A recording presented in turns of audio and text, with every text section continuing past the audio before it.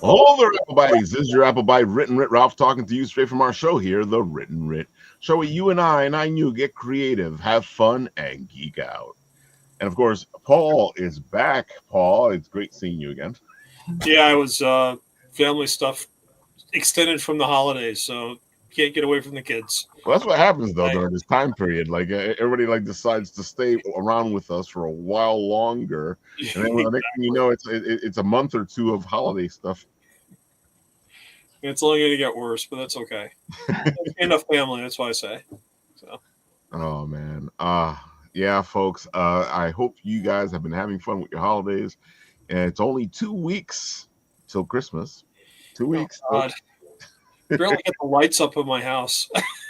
I did the same thing. This is the first year where I was like, I'm not getting on the roof. I'm just I'm wrapping trees. I'll do other things, but the roof is off this year. Yeah. My parents had that tree up the day after Halloween.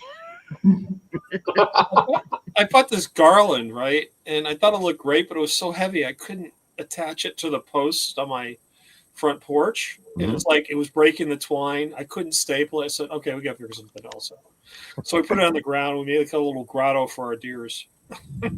Perfect. Yeah, that's the way I look at it. It was my wife's idea. That was really a lot of fun. So it looks good. Not have to climb on the roof or anything. So I agree with you, Tyler. I don't like doing that. Oh, I'm afraid of heights too. So I mean, it's just me, like just fighting fear and paralysis. Just trying to get this $8 strand of LED lights to look decent. It's just so like juice is not ever worth the squeeze. They usually just go, Ralph, come here, because I'm the tall guy. So they're like, just put things up there. Put it up, put it down, put it up, put it down. Oh man, folks, let's get this started, folks. Let's have some fun. Kayden, let's start with you. You're the new person here, and I have been dying to hear all the stuff you've been up to. Why don't you give the audience the spiel? Give them all the good stuff. Let them know who you are. Awesome. Well, thank you for having me on, and thank you very, very much. I really appreciate the show, and I love the show. But my name is Kayden Phoenix. I am a writer and creator of a bunch of IP, a bunch of series. My primary one is Latina Superheroes. It's Ala Brava. It's the first Latina superhero team ever created in comic book history. All Latina artists as well. I'm the writer and creator, but 5 different Latinas from different diasporas, which I'll go into later, but different diasporas. So a Chicana, a Puerto Rican, Cuban, a Mexican, a Dominican, a Tejana as well. Nice. They become a team. So origin stories, team up. The next one is Princess Academia, and that's more all ages, so elementary school and older. If you want, you can click on them, the little buttons that say find your princess or find your superhero. And you'll see more in depth on it. But these, again, are more elementary school. Anybody can read them. And they're princess adventures, modern day princess adventures. And modern day in that there's no prince to save them. It's them and their little animal friend, and they go on an adventure. It's very simple, but it's also like, why can't girls have that, right? And Disney, everything I watched, a boy has to save the girl. And like, also, side note, every animal in Disney, and in regards to animation, male, which is not like a big thing if you think about it, but it is, because it's telling you that you can't be friends with a girl. And it doesn't matter what the lead was. So Aladdin has Apu, right? Male, right? And Jasmine has Raja, right? Like, literally does not matter who the lead gender is. I never thought about that. It's so weird. I didn't think about it growing up either. But it's really like, you can't think, actually one person did tell me, and I was like, okay, someone actually did tell me, but it was up to a very certain point, kind of at the end. But even if you look at Frozen, right? Both the Moose and the Snowman are males. So it's still like, you cannot have a friend that's a female, which is a very weird thing to push upon girls, right? Or princesses or whomever. So anyway, I have a water princess, I have a space princess, I have a death princess, I have an Aztec princess. They all meet at Princess Academia, which is right there. So it's very much like into My Hero Academia or Little Witch Academia, but of course in the princess world. So Princess Academia. I did little theme song trailers for all of them as well, since you're on that one. Nice. We'll get to that in a minute. Keep telling us about all the pieces here. Okay, and then the last one is More Worlds, because I didn't know what else to call it. And this is just all my other IPs. So Witchtober is my world of cats. That's the first of a 2-part series. And it's really cute, like not modeled after Zootopia, because Zootopia is so grand, but it's a world of cats. And like she has a little cat adventure. She's the only cat that wants friends. Club Zodiac, just give los caballeros, that's my Latino superhero team.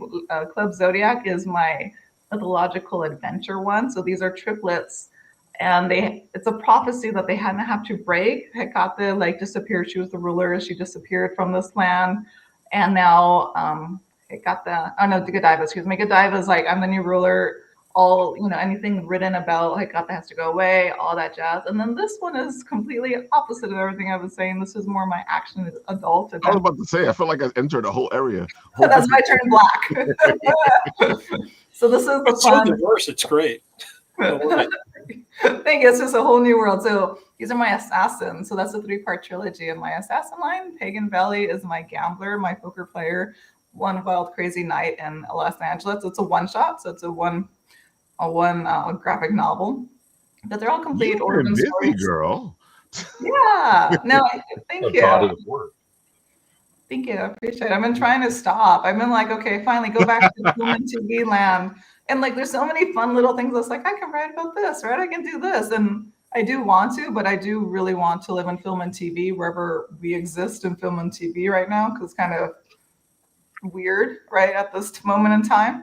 That's true. But yeah, those are all my IP. Those are all my stories, which are really fun. The artists are all amazing. All very, very I was different. gonna say the art is just excellent from all the pieces here. Thank you. Thank you. I appreciate it. So that's my land. It's a very fun land. And these are all social injustices, which is something that was very important to me. I didn't grow up reading comics, but I did grow up watching a lot of TV and movies, of course. So like Marvel, like X-Men, right? The animation, Batman animation as well. Those are pretty much, 'cause I'm a millennial. And then of course Disney, all the Disney princesses. But like they're all very Disney inspired. Like she particularly, how they still does look much more on the Disney side, like with the very soft chin and like the larger eyes, which is a little bit close to manga and anime, but just not as huge. So it's a little mix of the two. And so Santa has divine strength and deja vu. But like I was saying, all grounded powers, and so they go tackle social injustices, right? Because if you're Batman, you're always going to save Gotham. If you're Superman, you're always going to save Metropolis, but you don't save the girl unless you're like Mary Jane or Lois Lane. Nobody saves a girl, right? You only save the girl falling from the building, and she happens to be your love interest. And it's fine. I don't mind that part, but it's sucky in that like there has to be the love interest for a boy to care. And so in these, different, of course, because they can save, it's their town, or a town is, or if they're a team, they can save the galaxy, such as the Guardians or Justice League. But they save females because I live in a very grounded place in my land here. And so, storytelling reflects democracy is the way I learned it. And so who saves females here in the real world? Nobody, right? Like Jalisco takes on the femicide. She's based in Mexico, and the femicide's a huge thing in Mexico and all of Latin America. Here in the United States and Canada, we call it MMIW, which is mainly for the natives. But at the end of the day, it's the same thing. It's a femicide. It's a killing of females, right? So who's saving these ladies or girls as well? Nobody, And so it's the same thing. They each tackle just issues that are primarily towards females. And so I think it's something also just really important to highlight. It's still an origin story, regardless, because I like origin stories, but it's something that is just important. Like that's why on the bottom of each one says the reality, right? Like this is actually what it's about, the underlying issue as to why it's important to highlight. I completely agree with you because I feel like for both sides, when it comes to like the other sex, it's more about oh, this is my boyfriend, or this is my girlfriend, or I like this guy, or I like this girl. You rarely ever see like a buddy thing between a guy and a girl from both sides. And you're right, it's always either you get the hero is saving the person. Even when it comes to females, they end up saving their love interest. And you sit there going, okay, there's other things out there, folks. But I feel like they kind of always trying to push this at you, where you guys need to be with whoever you need to be with. I'm like, come on, people are friends. I know. I'm with it. I saw Zootopia too, and I was so happy. It's just like they're buddies, and they don't cross that line. And I was like, great, they don't need to, right? Like it's totally a buddy. It's a great story, but it's a buddy. Can't say comedy, but it's a buddy story, and it's like that's good to show kids you can be friends, and that's fine too, right? Like it's something that you don't always have to be like, is that your boyfriend? Is that your girlfriend? Kind of Exactly. deal. It's funny that you say that though, because people are always shipping those two all the time. Oh, that's horrible. Okay. It's the weirdest thing. Like like if you go online and you go to all those fan sites, all you see is stuff about putting them together. Wow. Okay. Well, I don't check that stuff out, so I'm okay. So I'm happy that you're saying this because that means that the movie actually stays away from that. Yeah, it does. It's really good. I just saw it last night, so I was really I was surprised, because they always do that extra layer, right? Kind of like I was saying, like my extra layers, like Mhm. Zootopia is always of the two, they've always done an extra layer of what it actually means that the adults Right. will understand. And kids will still get the good story. Everyone gets a good story regardless. And this one is actually about erasure and displacement, which for me is towards the reptiles. I'm not going to the story, but the reptiles are for us, the Native Americans. And so that's what I took away from it. I don't know if you guys seen it or not, so I just don't want to talk about it. Like any But spoilers? you're staying very vague, so that's good. Okay. Okay, I good. think you did a good job at explaining it without ruining the story. Okay. I'm trying not to because I hate when people ruin the story, especially in comments. Like I'll be reading and someone will be like, "Oh, this happened," and da da da, and I was like, "Oh," because it's my fault for reading, but I didn't ask for the spoiler, right? So It's funny. I tell my friends all the time. I get all this press stuff that it doesn't really matter what you're gonna do, say whatever. I already know more than you think I know, and because you get all these little tidbits of information, and you get all these reviews, and you get all it, and I'm like, I like a movie. I'm gonna go see a movie. I don't care whether you tell me the movie or not, because you tell me it's totally different than what I'm gonna take away from it. So. that's true, yeah. Which is also great about movies, right? They're always subjective at the end of the day. So that's also a nice part about storytelling. So take us on this journey. You are a filmmaker, and all of a sudden you're now doing comic books and stuff like that. How does that happen? So it happens in that I wrote out a feature length screenplay. So I just started out like this was like 5 years ago, by the way. So I Mhm. started out writing and directing independently, like my little Right. like, oh, I'm gonna be, seeing I need to get my stuff out there. And I was like, okay, no one's paying me to write a feature length screenplay, like a film, like a movie. And I was like, okay, no one's paying me. I could write whatever I want, because I have the time. And I was like, what do I want to see on the big screen? And my first thought was a Latino superhero. And it's still true. I still want to see Latino superhero. And it doesn't have to be mine. It could be anybody. But I still Right. want to see Latino superhero on the big screen. I was like, great, I can create that. And so I wrote out 5 of them. I made them to a team as well. But I wrote out the first one called Jalisco, which is this one here. And you kind of passed it, but this is the newest iteration of the book. Yeah, now you can do it. Oh, there you go. So Jalisco is this one here. My dancer. Blades come out of her dress, which you cannot see on this close up, but it's that one. And so wrote a route. I shot a short film, like a sizzle, so I can pitch it. I wrote a pitch deck, of course. And so everyone I was showing it to was just like, yeah, great. It sounds like a comic book. And every single person said it should be a comic book. And every single time I was like, no.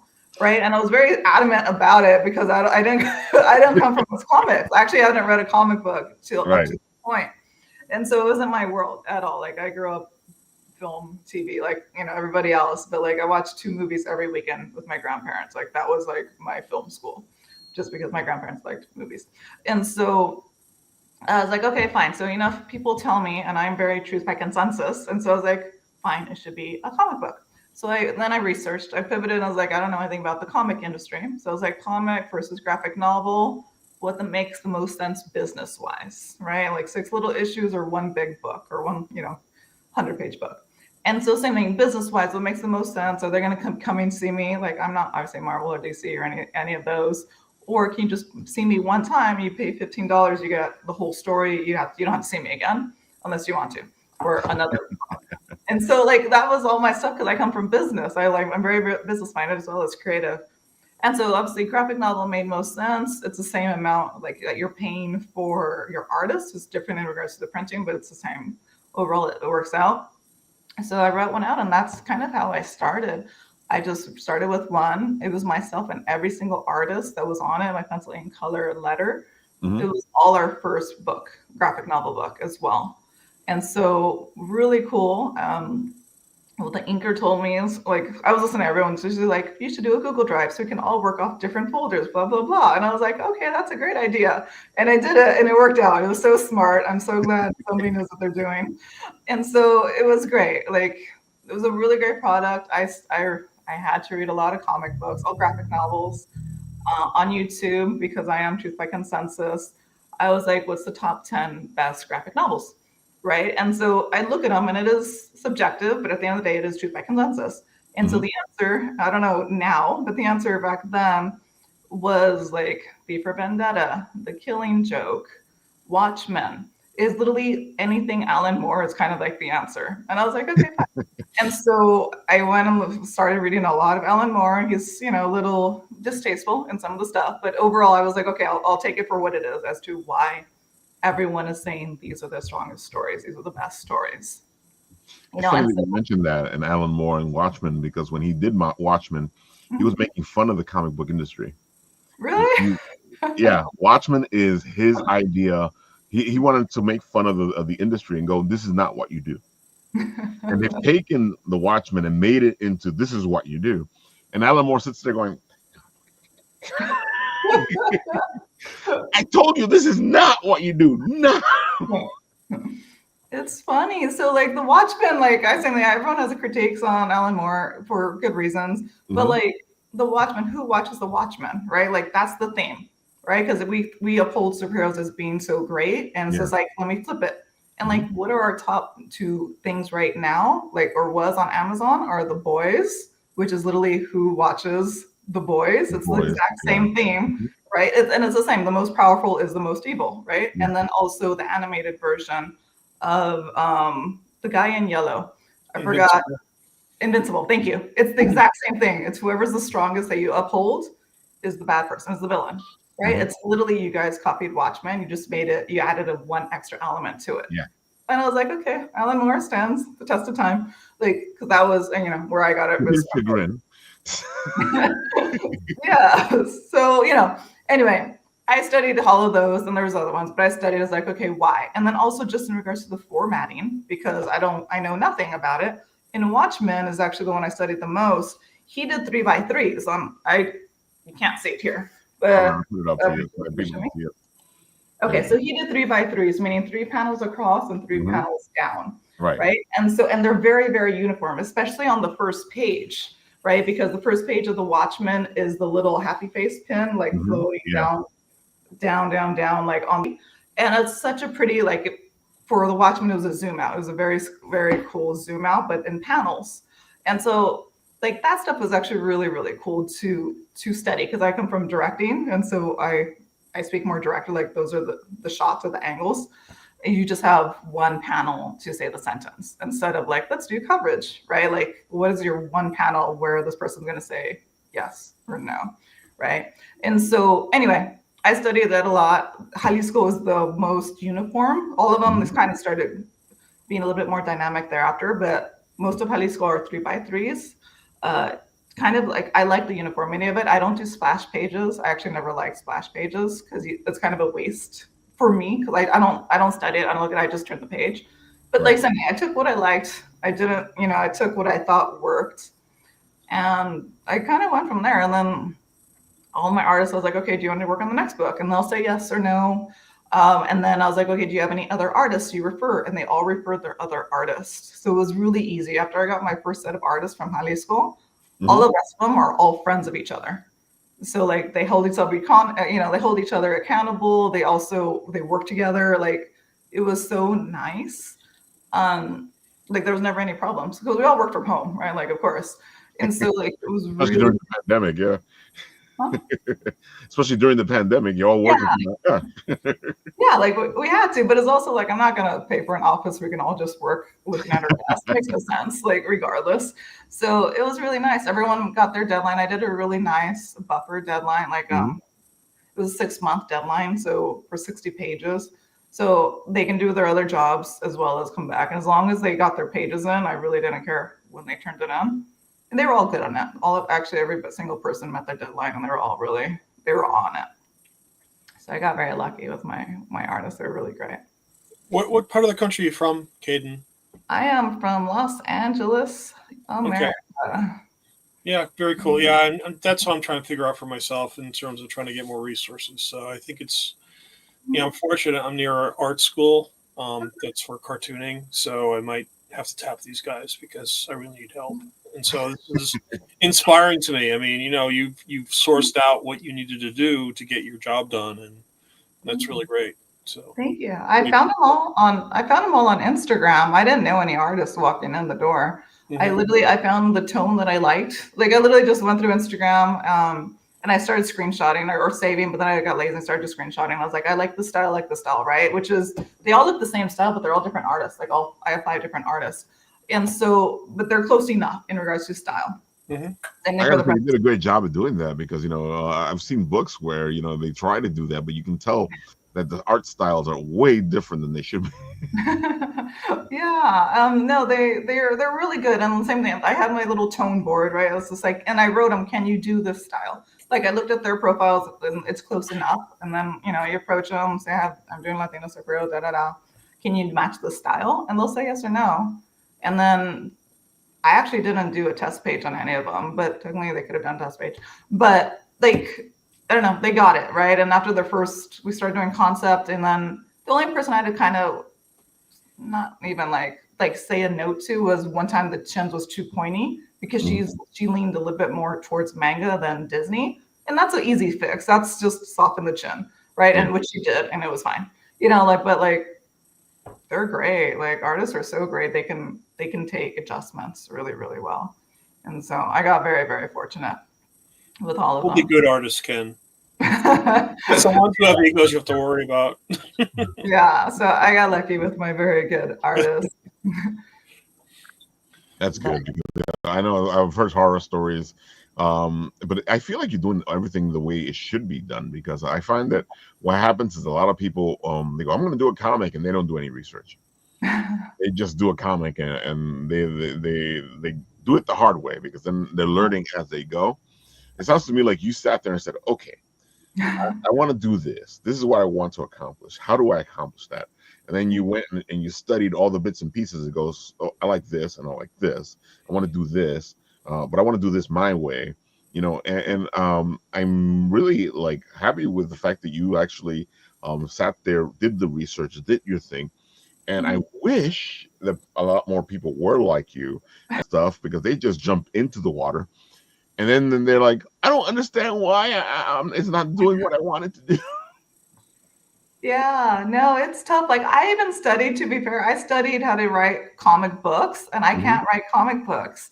And I say that because I write screenplays. And so I come from a screenplay world, and that's my base. Right. And so comic books, I looked up okay, how do you write a comic book? And here's a picture, here's a box, and then a line, right? And here's the action, and here's the dialogue, and then you fill in the box.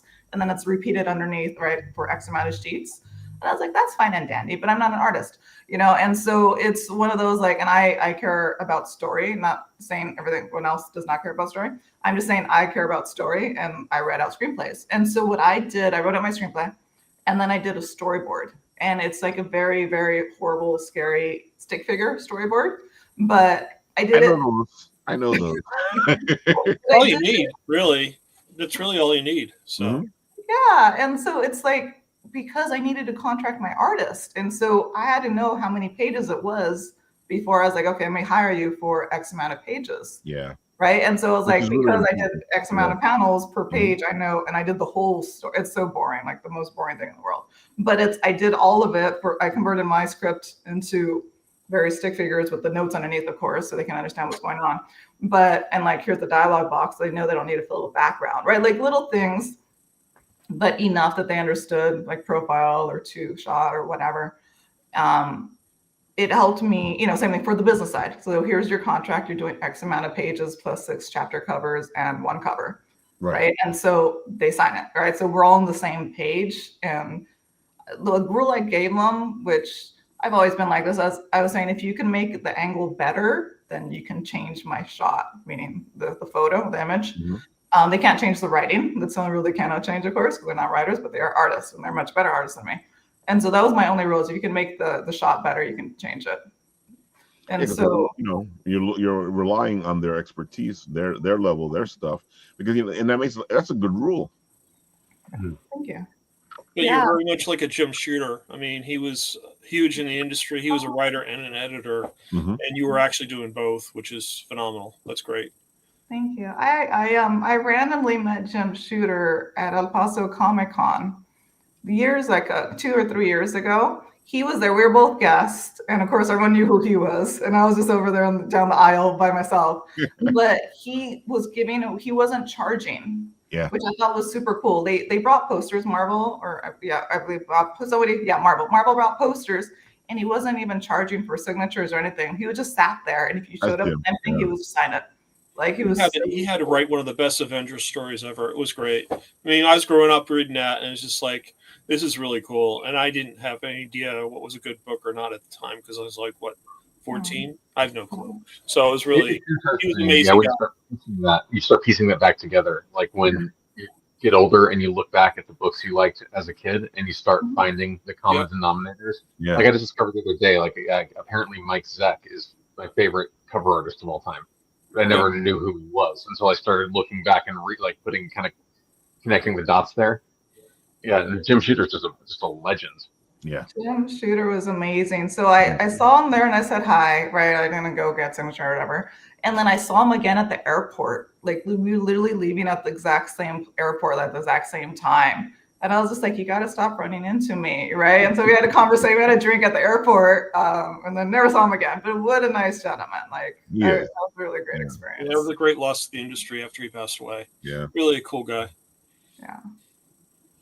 I gotta say, I'm really impressed, because we see a lot of comic creators, and they don't have it as I'm not gonna say all of them, but a lot of them don't have it as put together as you're doing. You did your research, you did your stuff.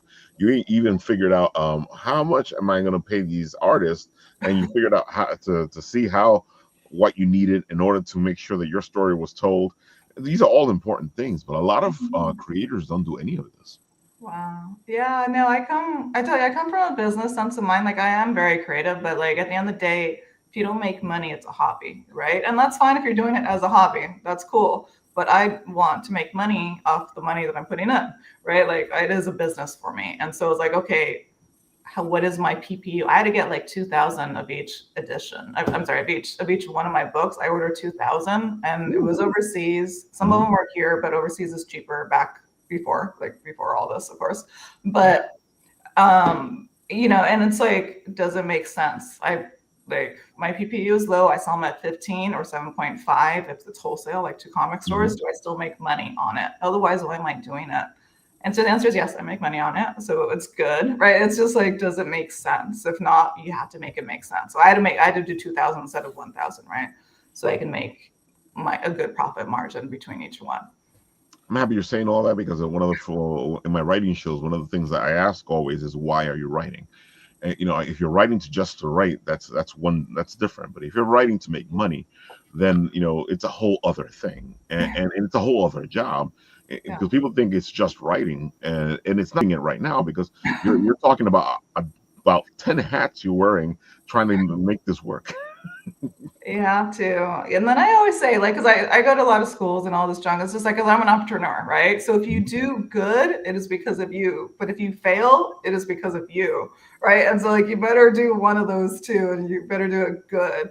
And so that's like, it's all on you, right? Like, I literally have to I'm the editor, I'm the writer, I'm the everything. I'm the HR, like, I'm accountant, like, it is I'm marketing every single day. I'm marketing, I'm sales. I'm everything. And again, I'm happy you're saying all this because I know there's some people out there going, "Wait, I didn't know you had to do all that stuff." Yeah, it's part of it. That's what you want. Yeah. Writing is almost the easiest part of yeah. any of these projects. Mm-hmm.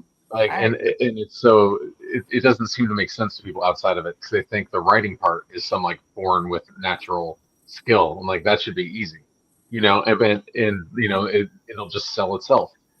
But I mean, I had with some of my some of my works, it's been like 2 days of writing, 3 years of trying to find a publisher or to try to get something going or just doing anything with it.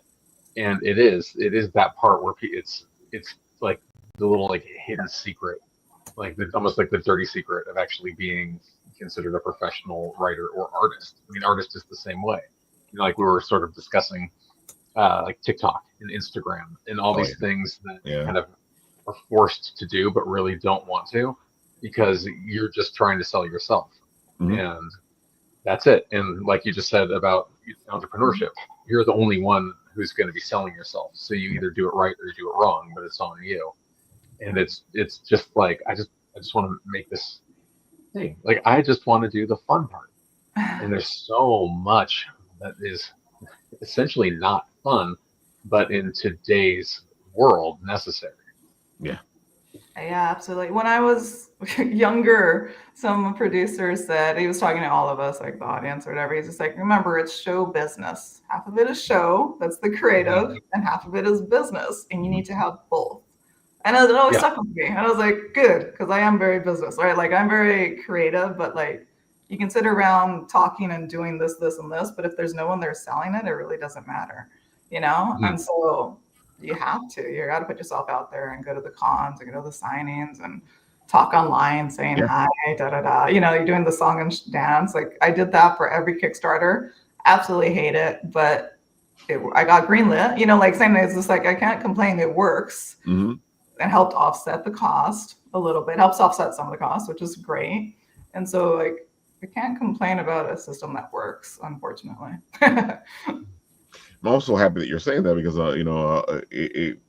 it's show business, and you're both right. It's this balance. If you have too much business, it'll mess up the show. If you have too much show, it'll mess up the business. And then you're because I feel like the big studios, they've gone the other direction now. They are way too business, so their creativity is falling. And I think what bothers me the most when it comes to the big studios is they're like, well, we made this and you should be watching it. I'm like, it wasn't that good.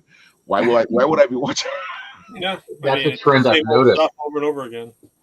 Yeah, but the blame, they'll make some terrible movie and then they come out with a press release. Well, don't complain about nothing new in the theater if no one's going to go see it. It's like everyone will go see something good. Yeah. Like when did that get lost? Yeah. And there's all these, and everything's just become a safety play, and it's just depressing. It's the money. It's the investment. They don't want to take a risk. If you're going to spend $300-400 million on a movie, you're going to follow the same formula over again because guess what? They'll open up the first weekend, they'll make their money back, and they don't care. I mean, that's what it comes down to. It's really sad because but they're not making their money back anymore. Yeah. And then they're just blaming the consumer. Yeah. Made this. You're supposed to watch it because this is the stuff you like. I don't care if it wasn't good. You should be watching it because it's the stuff you like. Well, COVID changed everything. I mean, not going to the movies is one thing, but then I think people become more discriminating because they're streaming almost everything and realizing there's a lot more out there besides the stuff you're feeding us, and we have a choice, so. That too. And double down too. Yeah, sorry. And then it's the gouging as well. Like back in my day, the theaters were like, that's fine, I can go. And it's like, do you have $25 plus another $15 for parking? Now I walk, that's okay. But it's just like, do you have all these extra monies for watching the same thing that if you wait a month, you can watch it on your streaming platform, right? Yeah. I can wait. Like some movies, yes, you should watch in the big movie theaters, like if it's worth it to you, right? Like Oz or anything that's really big box office. If it's worth it, sure. But otherwise, I can wait. I completely agree with you. I just bought big TV. I'm so happy with I bought like a Sonos system and like a big TV, and I'll happily wait 4 to 6 weeks to watch something without having to see like the back end of people's phones in the audience, listening to crunching, talking, people like taking calls. The theater experience has gotten so bad for me, and that's essentially kind of why I just stopped, because it's so hard to pay attention when you have like these little glowing rectangles in front of you. And, yeah, exactly. I really miss my feet sticking to the floor experience. So I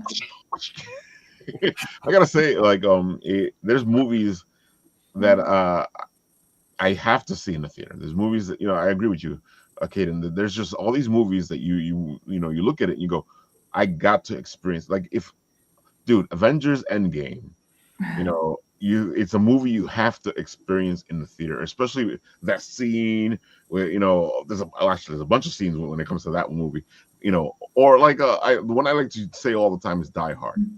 I watched Die Hard on the little screen. It's okay. But when I saw Die Hard in the theater, it was a whole other movie. And that's one of those movies where you sit there and you go, and I've heard people go, it's not that good. I don't know why people like this so much. I'm like, well, in the theater, it was explosions and oh my god. Well, I think my kids are, I passed down my geekiness to them. We saw Lord of the Rings, Fellowship of the Ring at the Philadelphia Symphony, and it's like the live orchestra playing over the movie, and I think they purposely cut out all the sound effects because, man, it really appreciated Howard Shore's musical adaptation of this movie. It was just amazing, the depth of sound that came out of this concert. It was incredible. I just really appreciated it even more. Just amazing. That's cool. I like that added experience to it. It heightens it, especially it's a good appreciation for music as well. Yeah, it's just incredible. I mean, the guy's a genius. He really is. So. I've seen some silent films that've done that, where they'll do a silent film re-release, but with a live orchestra like they used to do. And it is amazing. I saw The Man Who Laughs years ago, and they did that, and I was so just in the experience, I forgot it was silent. Because there's so much going on, and then all of a sudden you realize, like, oh my God, no one is actually there. Nothing is coming from the screen. It's just all this symphonic background. Really beautiful. It's so funny because you forget that those silent movies. That's exactly how the people experience. You had a piano player in the theater. Going crazy. And of course, then like now when it's these big special events, they blow out the orchestra. Like there's no illusion that there was a 30-piece orchestra and conductor, when someone would pay 5 cents to see that in, whatever, 1927. But it was a really fantastic experience. And yes, to your point, it really makes you appreciate sound, how sound really makes audio, or sound really makes visual. Yeah.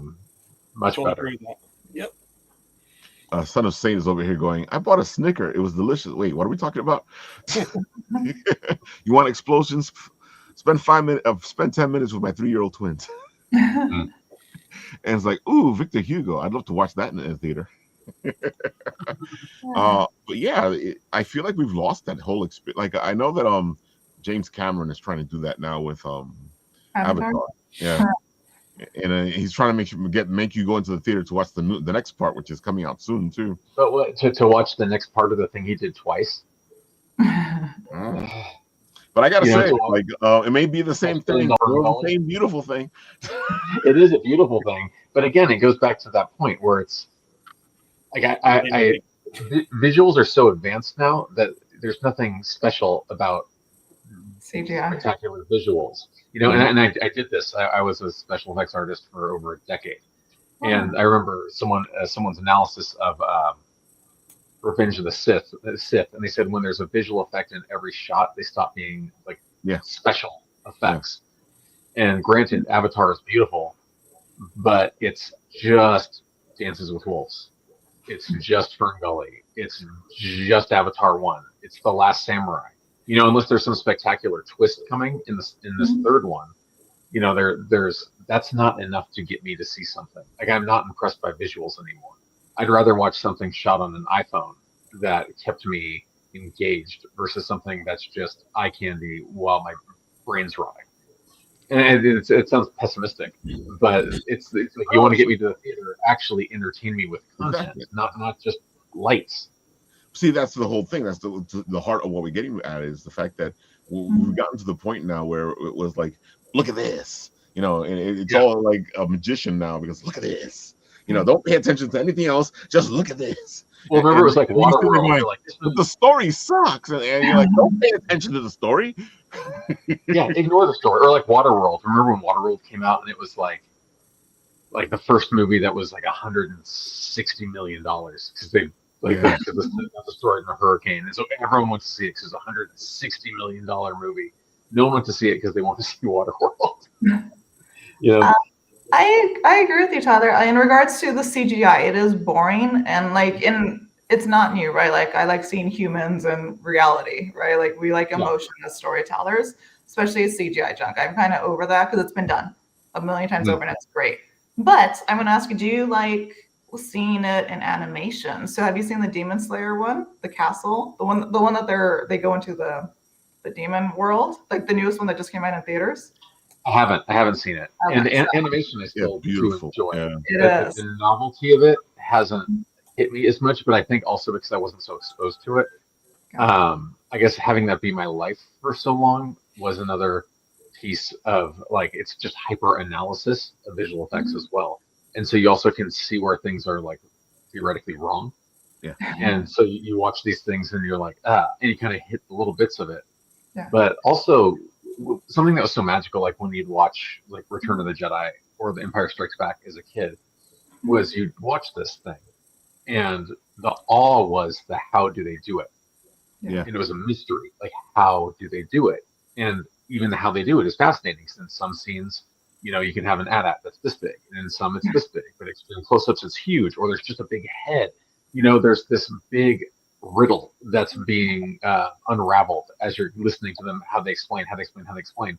The how do they do it now isn't like a layperson interesting, I don't think. And no one's like, oh, like, how'd you get those water caustics looking so great? Like, and it's just like technical science at this point. It's taken the magic out.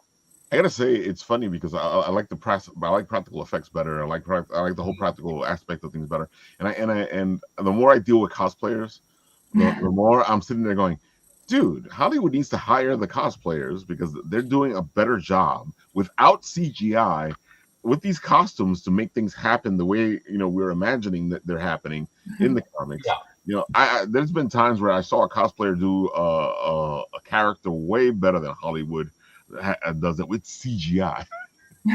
Well, there was that one that went kind of viral. That guy who built like a 20-foot Galactus costume, and he was walking around. I guess I've seen him in person. Amazing.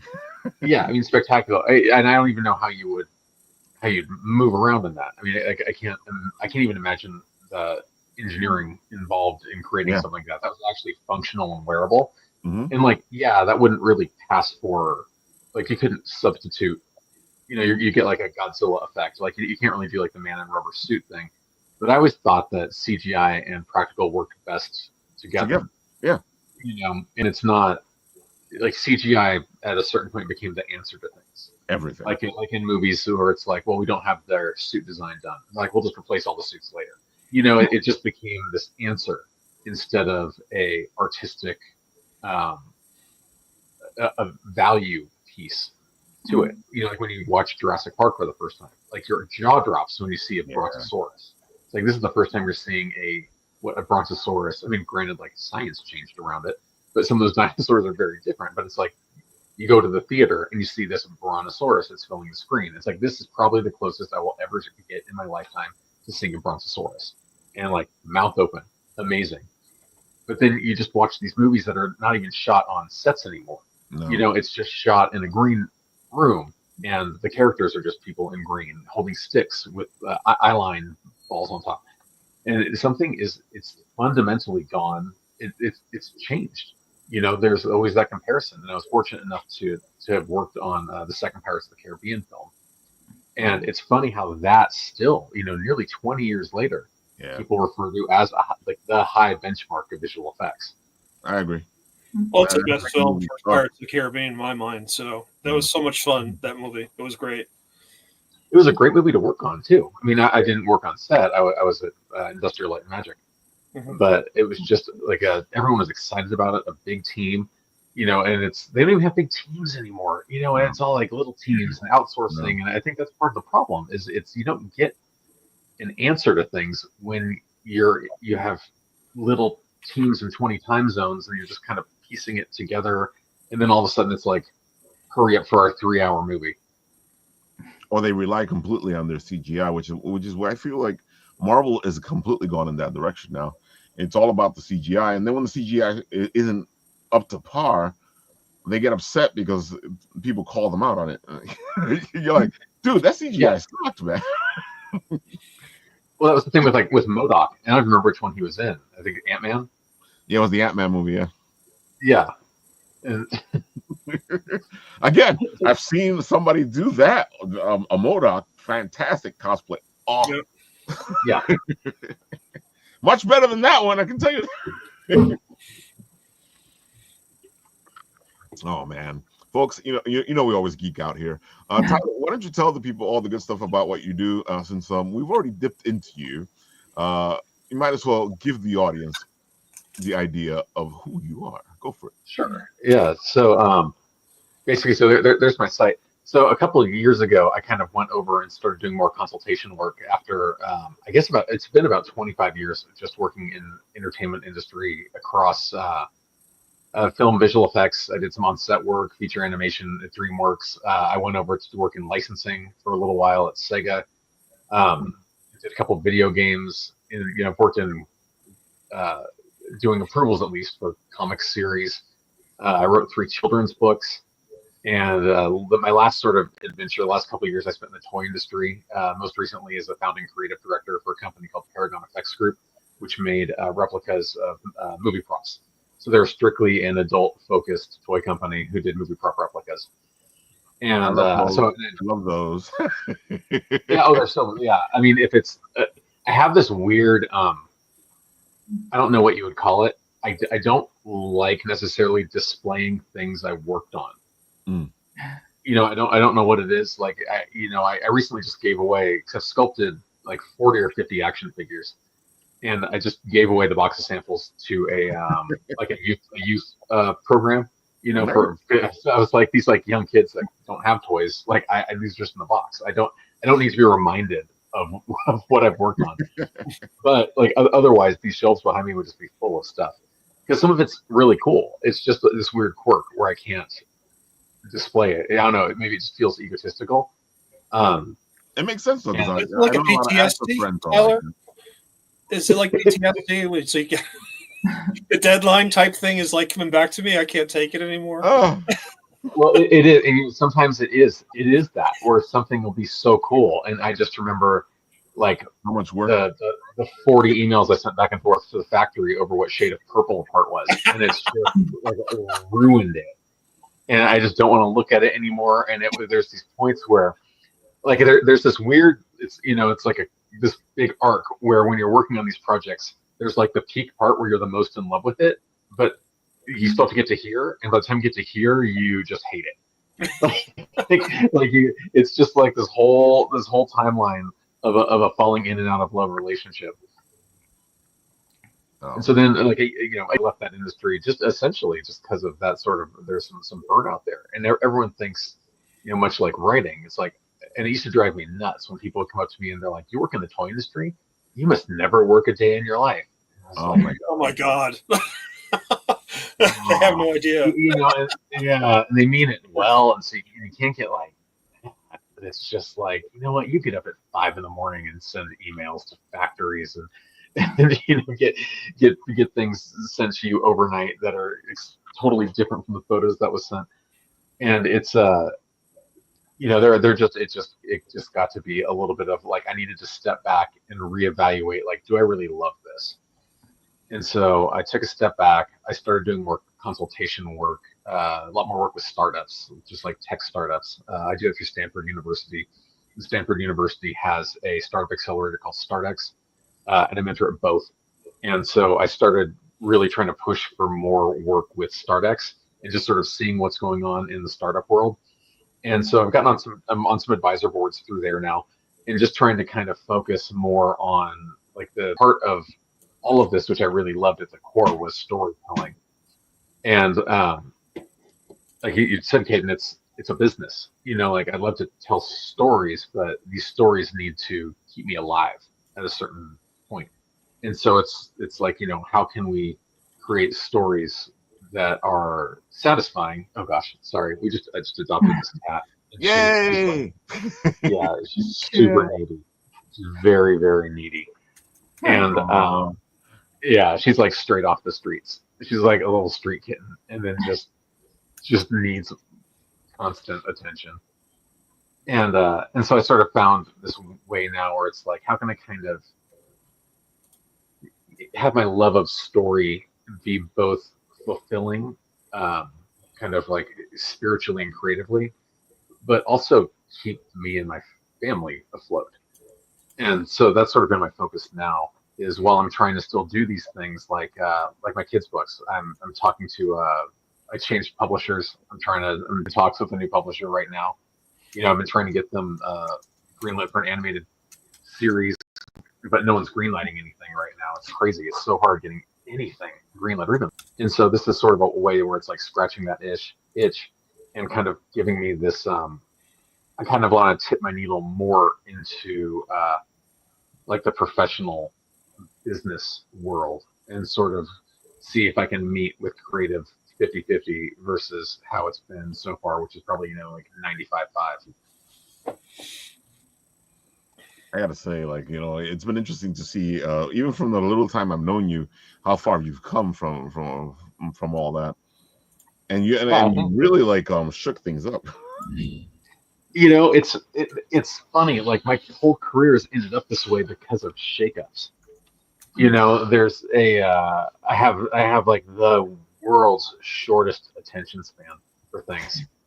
And so it's try this for a while, and when I'm learning, everything's great. But then when things start to become repetitive, it's like I've got to try something new. And it's given me all these different opportunities, like going from film to set, animation to licensing to writing to toys. Like all that sort of happened kind of in this search for just it's almost like a search for stimulation. Like I just want to try something, because that's when I've noticed that's kind of when I'm my best self, is when there's like a big learning curve. And so this has been great. But even now I'm like kind of at this, what's next? Like who I guess it's that whole age old thing, like who am I now? So I'm definitely not who I was 2 years ago, and I'm certainly not who I was a decade ago. But what's this next iteration going to be? Do I want to dig more into like executive professional? Do I want to dig more into IP creator? That's sort of kind of my internal struggle right now. Like where do I go? Because I'm almost 50. Like it's not like I have that many times around left. It's not like you're making me feel bad now. It's like your passion. What is your passion? That's what it comes down to. Important. But like at 22, you can kind of blow your life up a couple times and everything's fine. You can't really do that after a certain phase, especially when like you have like little people counting on you. It's funny you say that though, because that's what life is each explosion, each time that your life gets destroyed, you rebuild it. And I always feel like people don't understand that. they're like, oh my God, this is happening to me, and I'm like, yeah, it's supposed to be happening to you. I understand it's bad, but the whole point is to get through it. Well, it's like, would you rather be safe and unhappy, or not safe and maybe happy? Like I don't know many people who do the traditional 25 years at the same job or 30 years at the same job. I don't even know if that exists anymore. It does. Frankly. I read every day, and it's just like, yeah, you're safe and you're somewhat happy, or maybe safe and bored. And it's just like, I don't know. It's just there's more to life than that, as far as I'm concerned. So yeah, and safe and bored it's mostly the bored. I just can't be bored. Oh my God, I don't understand. Like the, with Apple TV, I'm constantly on the move. I'm constantly doing something. I'm constantly doing something new. I'm constantly, would I like to relax every once in a while? Yeah, but at the same time, it's the nature of the beast. It's what I want to be doing. It's what I love. And I gotta say that it was a huge shakeup that brought me here now, because if not, I probably would still be at that other job, into like what 30 years or 35 years, I think. Yeah, it should be 35 years. It would have been 35 years now. Yeah. It's so funny because like I never even got the option to stay at jobs. With the film industry, it's just it's layoffs. When things slow down, you get right away off, and then sometimes you're laid off for 2 weeks, and then sometimes you just never hear back, and so you try something else. I've worked at 2 studios that shut down. I've worked at startups that got defunded. It's not always like in your hands. No, I think my favorite thing about the industry is is having money but not having money. You just did something and you're waiting to get paid, and if you're lucky you get paid quickly, but usually you get paid within 30 to 60 days. So you have money but you don't have money. When I did freelance action figure sculpting. I've done it for years actually, and I stopped because it was again, like writing, like publishing. It took more time to hunt down paychecks than it actually did to do the work, and it just became this isn't. It's like I do have like sort of a value on my time. Yeah. And it's you're spending 3 times more time money than you are chasing checks. It's just like I just don't want to do that. And it's fun. It was fun. It's certainly a fun job to have. Just sculpting, and like it's like sculpting monsters and superheroes, like all the stuff like you want to sculpt as a sculptor. But it's like you hit the do I need this phase? Yeah. It's like I don't need this. And it's funny you say that, because that's why, like, a long time ago I made a decision, because I understand that the writing is more than one thing, and I'd rather be writing. So one of the questions I always get is like, well, Ralph, why aren't you getting published? I'm like, because that takes away from writing. If I'm publishing, I'm not writing. I mean, I've really sort of refound a love of writing. Writing was one of those things that when I was going through college, it was always my teachers were always like, "You should be a writer. You should be a writer," and I hated writing, and so I just never did it. And so now, like, I've sort of rediscovered this love of it, and it's been kind of fun. Like, I've developed a comic series that I'm trying to look at. It's actually being considered. Nice. Which is spectacular, and it all originated from like an offhanded comment a buddy of mine made when I left his house one day after we talked about something, and I was like, that seems like a good story. I've been doing writing competitions and things. It's really fun, and I would love to have that be a career at some point. But again, like I just don't know. I don't know at all. How do you know if I'm a good writer? It's exactly what you're saying, though. It's like you have to pick one thing, or let's give the quotation marks on that, because I am not the person who picks one thing. You got to pick this one thing and then go do that. I'd rather be doing all this other stuff and do that thing at the same time, than having to become a master at whatever it is you want me to become. I feel like you're doing it the right way, man. You're just trying to figure it out. It's that old sort of metaphor of just throwing everything at the wall to see what sticks. And there's days where it feels like I have to convince myself that I'm not doing nothing, because there's so much time where it's like I just feel like I'm not doing anything, and it's you kind of it's just like writing it as a list. It's like, well, what am I doing? It's that whole thing. It's like, oh, like there's a lot of things going on, just none of them are sticking, but eventually something sticks. Yeah. So you brought, like, even with the books, like I'm at this weird point where in between publishers, and so I love writing these, but I have an idea for a 4th one, and I'm just holding off because I don't want to, kind of burn the calories on it if I can't find another publisher for it. So because there's, so that energy has been focused on this sort of like noir graphic novel idea I had. And but that's the way to do things, though. Like you keep moving forward. It doesn't mean that you can't come back around. It just means that right now I'm doing this.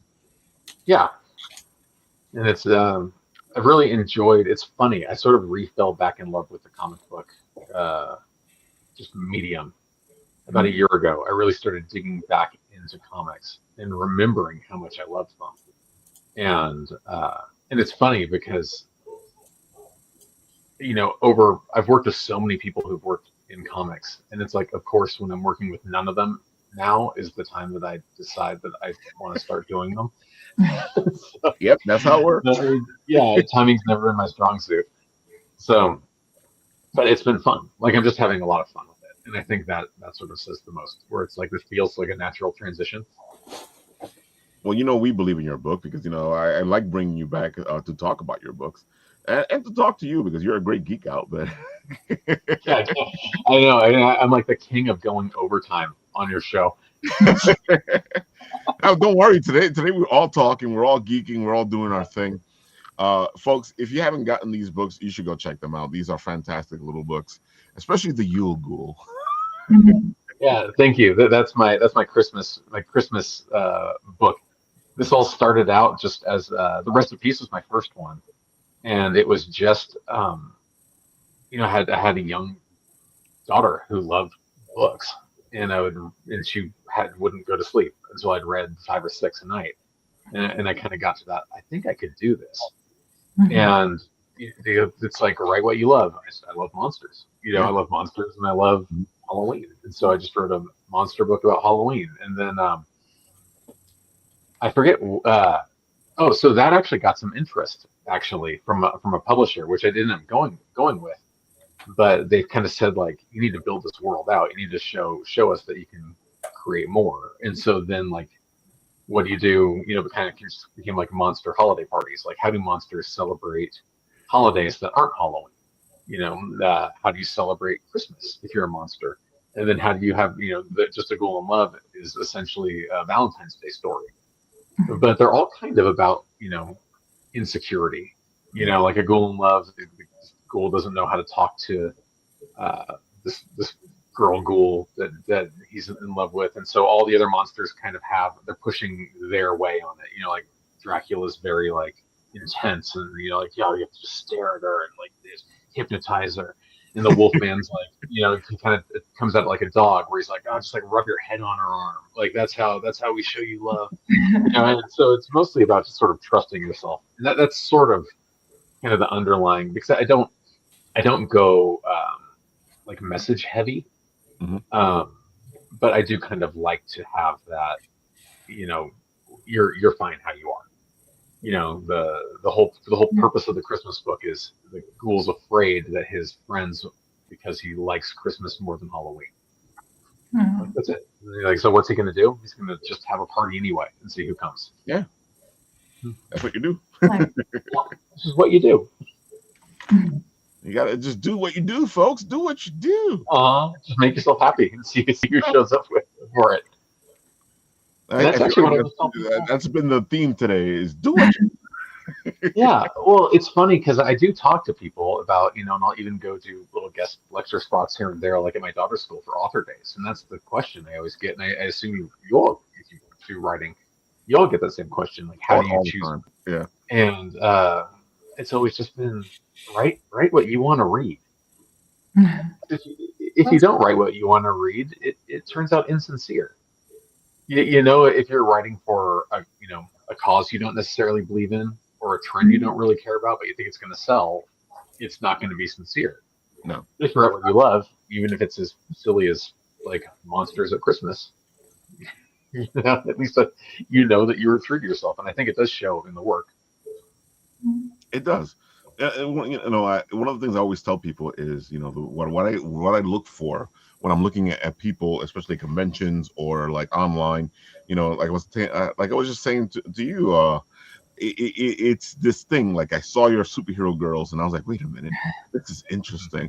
and then I saw you trying to sell it, and I was like, I love that passion, and that's what I'm always looking for, is the passion that people have in their projects. Because I've seen the other way where you walk up to somebody and they're like, well, this is something I did, it's good, and you're like, dude, if you don't like it, how am I gonna like it?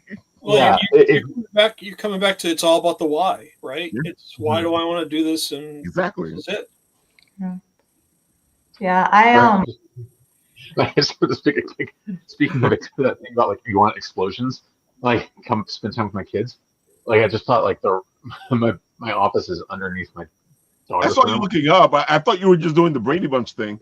No, I was like I thought like a piece of sheetrock was just gonna fall on me. Oh, that's funny. Oh man, you were gonna say something? Yeah, I was gonna add, yes, write what you like, obviously, definitely, and write what you love. But I was also gonna say, because everyone always says write what you know, which is true to an extent. Yeah. It is true, obviously, because you'll give it more authenticity. But it's like, okay, well, what I don't know about femicide, I'm not Dominican from New York. I'm not a gunslinger. Like, I'm not a lot of with the characters. I am not, especially princesses, like that live underwater or live in the space or whatnot. But what I realize works for me is you write what you care about. And so if you write what you care about, you will finish it.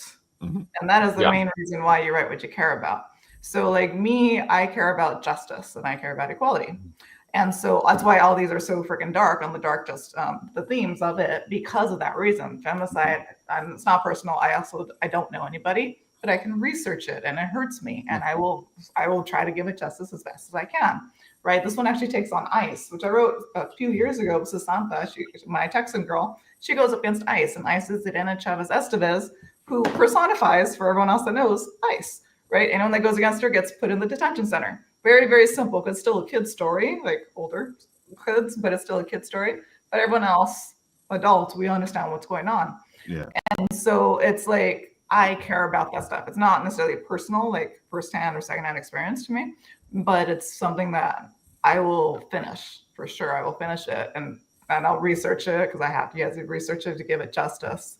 And so that is actually something that I always tell people. You don't need to have that lived experience unless you want to, which is fine. But it's just, you need to really care about it.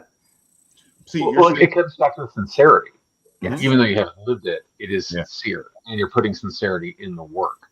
Like I've never, I've wrote books about zombies. I've no Yeah, and it's funny. Like on the side, I'm actually working on a book that is very like personal and lived experience, and it's definitely not as fun as writing about something that like I said, I'm working on kind of like this like noir thing. Like I'd rather live in that world because I'm more engaged in it as well. It's difficult. It's very hard to tap into something that's personal as well without getting too brought in. But as writers, it's what we do. We use ourselves, we use our life, we use our stories. And I always feel like that whole phrase of write what you know gets a bad rap because as writers, we know what that means because we do the research. We learn whatever it is we need to learn in order to write it.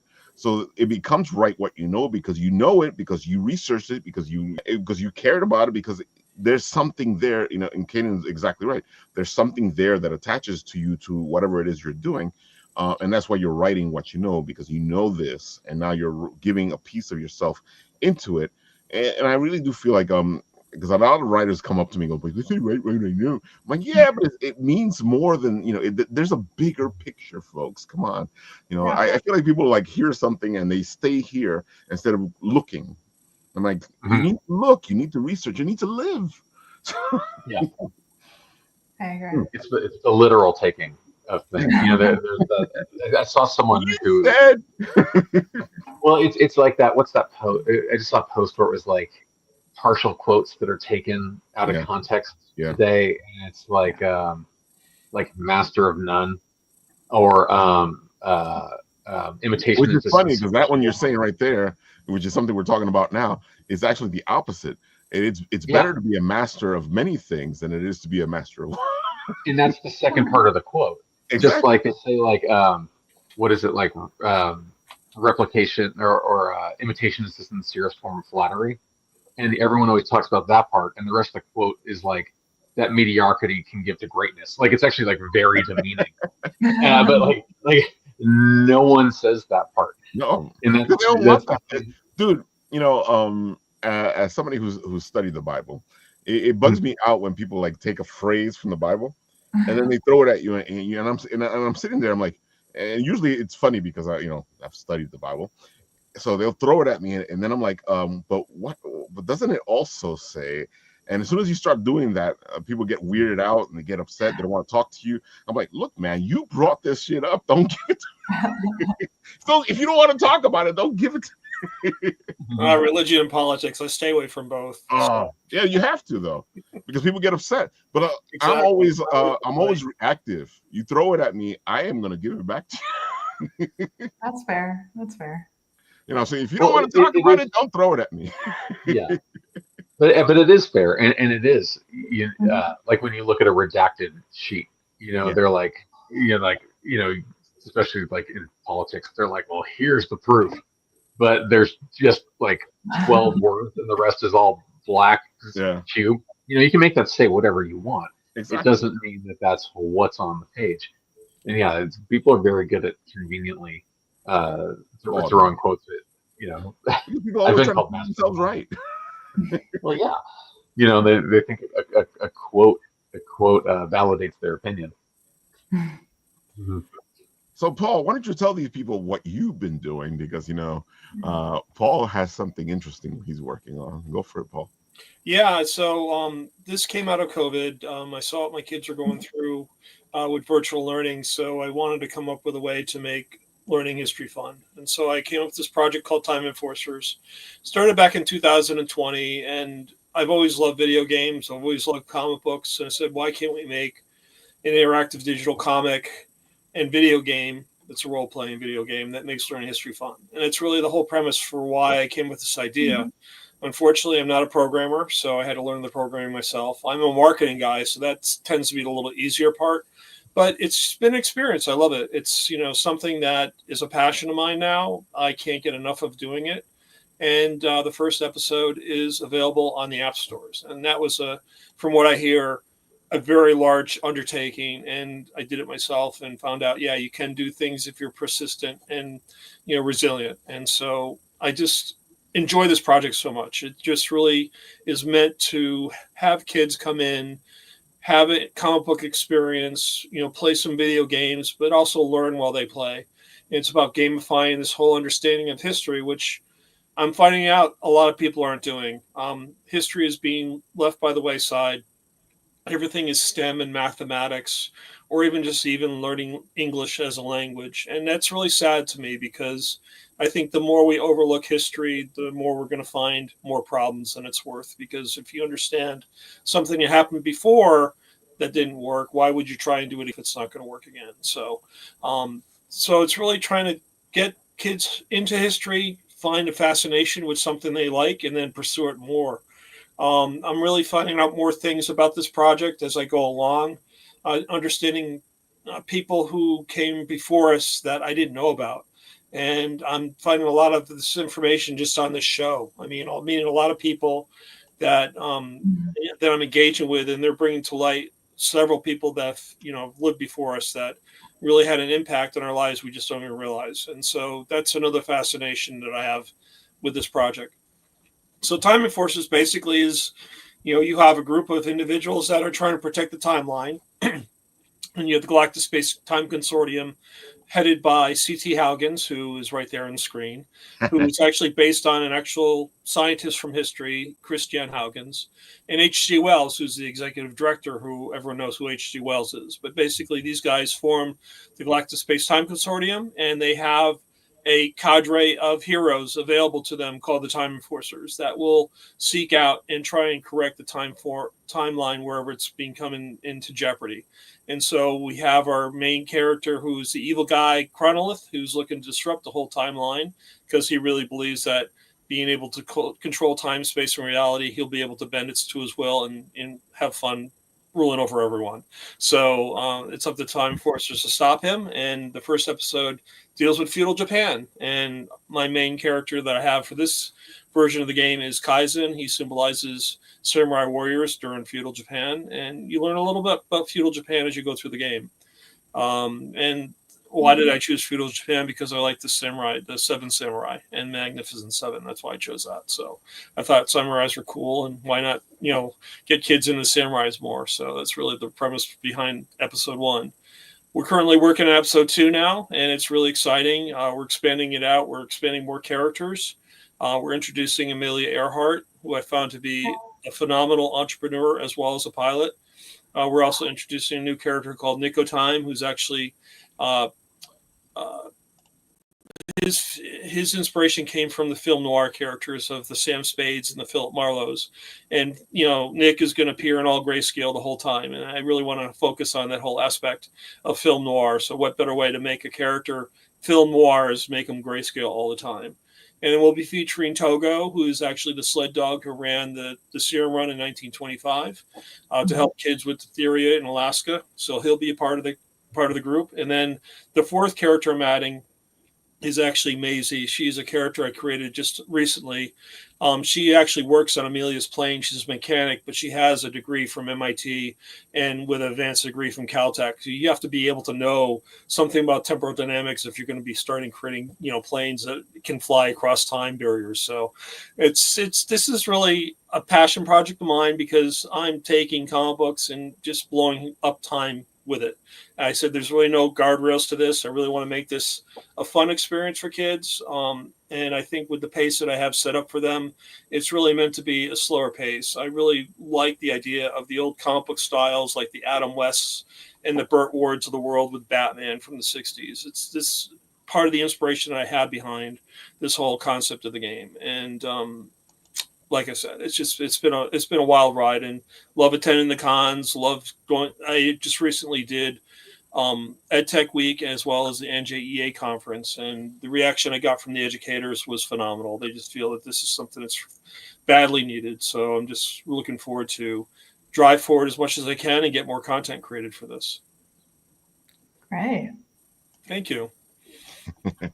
I like giving back to the community. I mean, Ralph showed. How would you draw a Time Enforcer's character? I really like interacting with the artists that I meet and having them take an opportunity to present their idea of how they would draw my Time Enforcer's characters. And I find it phenomenal. Everyone interprets it differently. And I just love doing that. And the plus side is I take their artwork and I promote it on my social media. And I really feel that giving artists an opportunity to get noticed is really important to me. I mean, I'm an artist, but I like promoting other artists as well, because I really think the more I can do that, the more we can give back to our community. This is a fundraising appeal that I have going on right now. I've signed up with Fractured Atlas as a fiscal sponsor. This is to help the education aspect of Time Enforcers. It's just not a video game. We've actually built an education program around it. So it's geared towards 5th to 10th graders. We've really built a whole platform where it is not only a game, but it includes packets of information, which I call mission journals. And so it's getting kids back to basics with education. It's teaching them how to do journaling on a daily basis, write their ideas down so that when you come to do a project, you have all the ideas written down that you did over time. You're not scrambling at the last minute to do research. And so it's just understanding of a research project over time and then taking it together as a group and making a presentation. And this is what I presented at the NJEA as well as EdTech Week. And everyone thought this was just such a great approach, understanding that it's just not technology. AI is great, but AI is just a tool. And it's how you use these tools to make education more worthwhile for kids. And I think getting back to basics in terms of having them, journal, having them come together as a team to collaborate, to formulate an idea, and then actually make a presentation in front of the class and take away that whole mystique of, I can't talk in front of people. It's like, yeah, you can. You just have to do it more and more and get comfortable with it.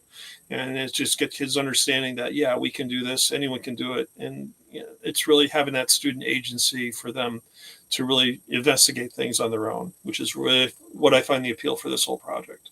So, this is bravo, Paul. Yeah, I mean, I would say the same thing. It's it's so funny because I mean, there's an endless amount of fascinating characters and Yeah. events, and just a bottomless well of content for something that's based on history education, and that would be so fascinating. Except like the education aspect just turns off so many kids. And even now, like I love history as an adult. I mean, I get it. I was that kid too. I never paid attention in history, and now, like I love it. So nicely done. Thanks. That's why I wanted to gamify it, Tyler. It's just like, I saw what my kids are going through, and I felt bad for the educators as much as the kids going through COVID. I mean, basically, my son was sitting in a classroom with 27 black boxes, and they're expected to Mhm. like engage with history. It's like, how can you do that? History is discourse. It's throwing ideas at one another and discussing things, right? And so that's why I wanted to gamify this idea, make it available to teachers as well, make their job frictionless, provide them all the information they need to get this done, but then put the student agency in play where if you're going to study feudal Japan, you get to choose the person, place, or thing you want to look into feudal Japan and have them really research something that they're interested in, as opposed to having them memorize stupid dates, which mean nothing after they leave the class. We're trying to identify a person who they'll forget about in 2 weeks. I mean, it's really creating experiences for kids to realize that, yeah, these people came before us. They did things. Why can't I do it as well? That's really inspiration for creativity. It's critical thinking. It's active learning. It's everything you need to go into the world and really make a play. It's like, you were with ILM, you were with, all these major corporations using a creative aspect behind it. It's like, it's telling kids, yeah, you can be creative. You can do great things. It's just a matter of finding your niche and, understanding how can I make this happen for myself. And I think the more kids engage that way, the more they're going to want to learn and the more they want to do things beyond just, watching YouTube videos or TikTok, whatever. So. Completely agree. Yes, you guys have seen the Son of Saint circling us there. He is an amazing artist, folks, and one of the great recent pieces he did was that there are rumors that a certain person is supposed to be the new Venom, and he's taken him and put it into his artist concept over here. Did he just have away something here? That looks like Alan Rickman. So yeah, that's the rumor that Alan is going to be the new Venom. Yeah. Talk about like the perfect guy to go back to practical effects. Like the guy already looks like Venom. Yeah. Eddie Brock, definitely. He's definitely an Eddie Brock character. You don't need, but like he's just huge. Put some shiny black costume and slime on it. I mean, he's like 90% there. I miss those days when you had the green Incredible Hulk and it was this buff guy running around. Oh yeah, Lou Ferrigno with his like green painted shoes. Oh my god, yeah. Barefoot. Yeah. Instead of the CGI green now, folks, if you're looking for a concept guy, a guy who's going to make you into the hero, because he can do that as well. Son of Saint is amazing. He does covers. He does movie posters. He is a jack of all trades. You want to go talk to him, he'll get it done for you. Yeah, I mean, the sooner I can get a grant, the more I can hire artists to do this kind of cool stuff for my project. Oh, dude, yeah, I know that's what you're waiting for. That's what I'm chomping at the bit for right now. So, of course, our James is 12 hours till before this thing ends. Yeah, 12 hours before this ends. He's at 7,700, 100 backers, 12 hours to go, folks. If you ever wondered what would happen if your friend had PTSD and he was stuck in his house, and what lengths would you go to get that friend out of that house? Would you become a supervillain and attack the house? Well, that's what this story is about. And I gotta say, he's done a great job of putting this together. This is all 6 issues put together, or you can get all 6 issues as well. I'm gonna put this into the comment section. Help him out. I already see that a couple of people have done that because when I had this up, it was at 98 backers and a little bit less than what it is now. But this is a great series. Our friend is a fireman, or an emergency guy. So, go check him out. Go help him out. So, folks, why don't you tell the people one more time where they can find you? Starting with you, Kayden. You can find me on the socials, which are Instagram and TikTok for me. Handle is at Latina Superheroes. So Latina Superheroes is plural. And that is my TikTok or Instagram. And then the website, which is right there, is also latinasuperheroes.com. And I have a shop there. I'm also on Amazon. You could just type in Latina Superheroes, and that's the title of the book. This is the first one of 3. There's 2 more that comes out next year as well. Congratulations. Go check her out. She has amazing stuff. Check her Instagram out. That's what got my attention. So. I'm actually ordering one. I'm ordering one of her books as soon as we're done with this. Look at that. Yeah. I saw her in Barnes and Nobles. I'm like, I'm going to go to Barnes and Noble. Oh, yeah. All right, Tyler. Why don't you tell the people all the beautiful stuff? Everything you'd want to know about me is at tylerham.com. My socials, I just do Instagram and TikTok, and that's Tyler J Ham. That's kind of it. I don't have. I was looking for you again. Yeah. Yeah. That was so. I just kind of when I went through this I'm going to be a consultant rebrand thing. I kind of wanted to unify. Kind of just everything, like my LinkedIn, my IMDb, all that stuff. And I guess there's another Tyler Ham. I didn't. I didn't know that until I started looking for you. Who knew? And so and Drake was like, "Hey, maybe Tyler might want to be on the show." I'm like, "Yes, Drake. I'm going to go look for him." Drake, if he's watching, Drake is the best hype man I've ever had in my life. He's just he's a great friend, and he's one of those guys that has your back 24/7. Speaking of which, if you are looking for a hype man, Drake does that kind of stuff. So go check Drake out. Yeah. Gosh, what is his? I should know his socials. Also, it's Krampus. It's Krampus NYC. There we go. Yeah, because he has a Krampus book, which I love. Yeah, it's spectacular. Oh my God! See, folks, all these Christmas people with the creepy, freaky side. Yeah.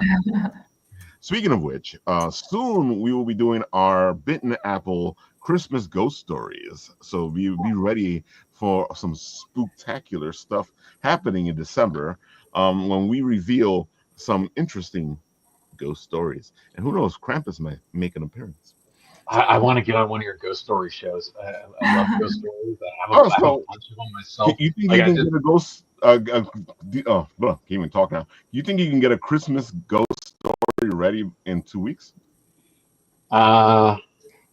Maybe. Just all right. So why don't you try that, man? I'll have you on the show either way. But go ahead, work it, and let's see what you come up with. No, I'm ready with mine. So my daughter's 2nd grade play that night. Oh, that's right. I did tell you what day it was on. Oh man, folks, we're gonna have a lot of fun. I love Christmas, and people forget that Christmas is about ghost stories. They're trying to make it into this other thing. No, ghost stories is an integral part of Christmas. Mm-hmm. Paul, one last time, where can they find you? I am all over social media at Time Enforcers 2 E's. You'll find me there. I'm pretty active in terms of posting. Not recently because I'm in the midst of drawing bugs. So episode 2 is gonna, if you know Starship Troopers, a lot of bugs going against Amelia flying through excited about that. I get spiders and I got mantises. Kind of cool. Anyway, at Time Enforcers, and then if you want to get the game, you can go to timeenforcers.com/get. We're on all the platforms pretty much, Mac, PC, iOS, and Android. And then you can make a tax-deductible donation at go.timeenforcers.com/FA. Any donation would be greatly appreciated. We're trying to reach $1,000 goal. Once we hit that, Fractured Atlas will help us go after nonprofit grants like the NEH so that we can hopefully fund out this education project even more. So I'm really excited about this. This has been a long time coming, and I just can't wait to get it going even further quickly. So I gotta say, he revealed something today, and I'm going to share it with you guys. Hold on a second. Here we go.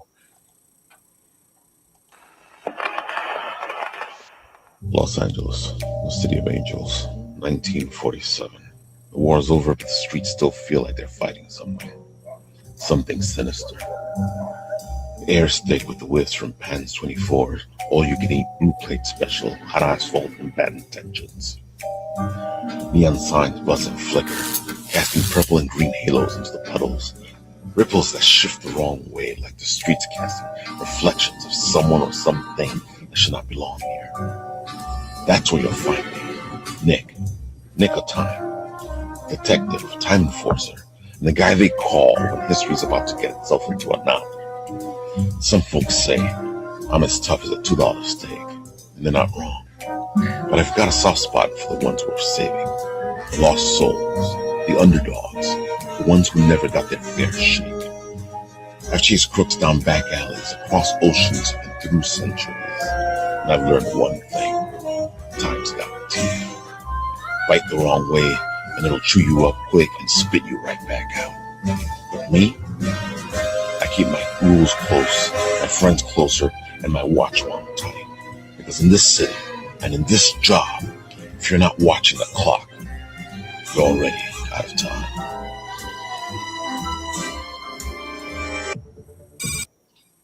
The way you punch Job, Raphael, I get chills every time I hear that. That's so cool.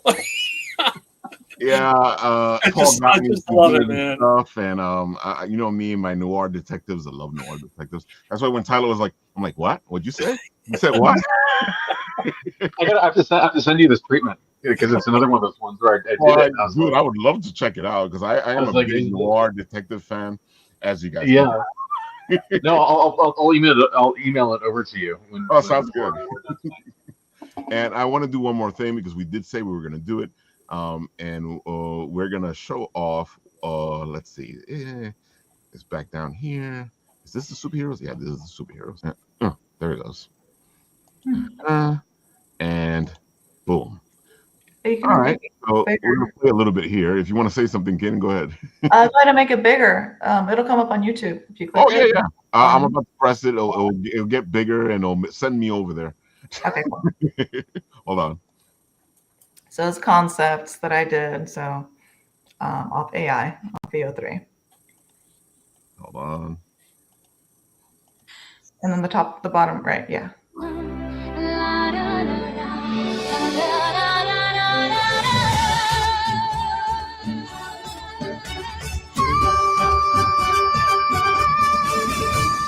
5 hearts, 1 fight, every shade of light. From Cali to New York, we rise and ignite. Justice is calling, we hear the sound. La Brava's coming around. La Brava's stand tall, stand loud. Heroes of the people, we won't back down. La Brava, strong and true. Power in our hearts and the world in view. Together we fight for what's right.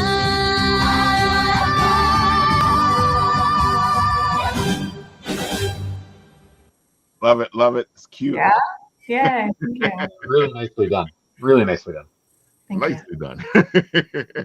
So, folks, you saw all the beautiful stuff. Go check it out. And of course, you know how this show ends. I press the button, and where it stops, nobody